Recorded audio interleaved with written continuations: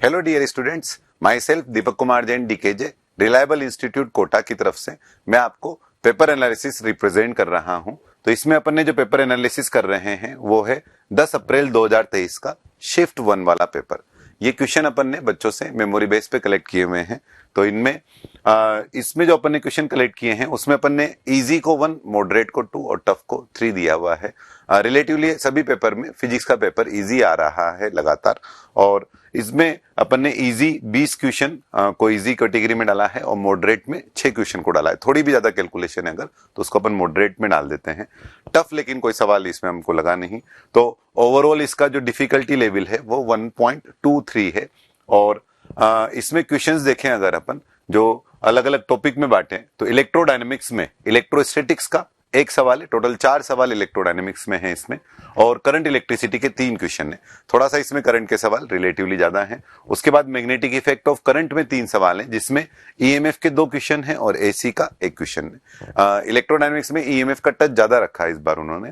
KTG and thermodynamics की बात करें तो उसमें 2 क्वेश्चन है, और इसके बाद मैकेनिक्स की बात करें तो टोटल 7 क्वेश्चन है मैकेनिक्स से। उसमें से काइनेमेटिक्स से 2 है, एरर से 1 क्वेश्चन है, इलास्टिसिटी से 1 है, सेंटर ऑफ मास से 1 है और ग्रेविटेशन से 2 है। ग्रेविटेशन से लगातार ये 2 सवाल पूछ रहे हैं।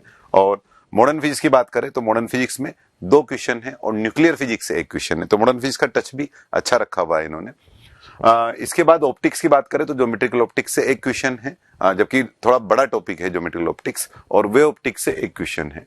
और जो जेई मेंस टच वाले टॉपिक हैं उनके छोटे टॉपिक है लेकिन 1 क्वेश्चन वो लगातार कम से कम पूछ रहे हैं। तो पीओसी का 1 क्वेश्चन है, इलेक्ट्रोमैग्नेटिक वेव का 1 क्वेश्चन है, सेमीकंडक्टर का 1 क्वेश्चन है। और उसके बाद वेव्स की बात करें तो वेव्स के 2 क्वेश्चन है, उसमें एसएचएम का 1 है और साउंड वेव का 1 है। इस तरह से अलग अलग पार्ट में अपन इसको तोड़ सकते हैं, परसेंटेज वाइज तोड़ सकते हैं ताकि ये पता लगे अपने को कि इसमें करंट का टच ज्यादा है, केटीजी एंड थर्मोडायनेमिक्स का टच ज्यादा है, ग्रेविटेशन मॉडर्न फिजिक्स का टच ज्यादा है। फ्लूइड मैकेनिक्स ये नहीं पूछ रहे हैं लगभग। और 11-12 की बात करें तो अधिकतर में 11 का 42 और 12 का 58% बना हुआ है। तो ये है पेपर का एनालिसिस। जो बच्चों से हमने मेमोरी बेस्ड क्वेश्चन इकट्ठे किए हैं उसके आधार पर ये है 10 अप्रैल 2023 का शिफ्ट 2 का फिजिक्स के पेपर का एनालिसिस।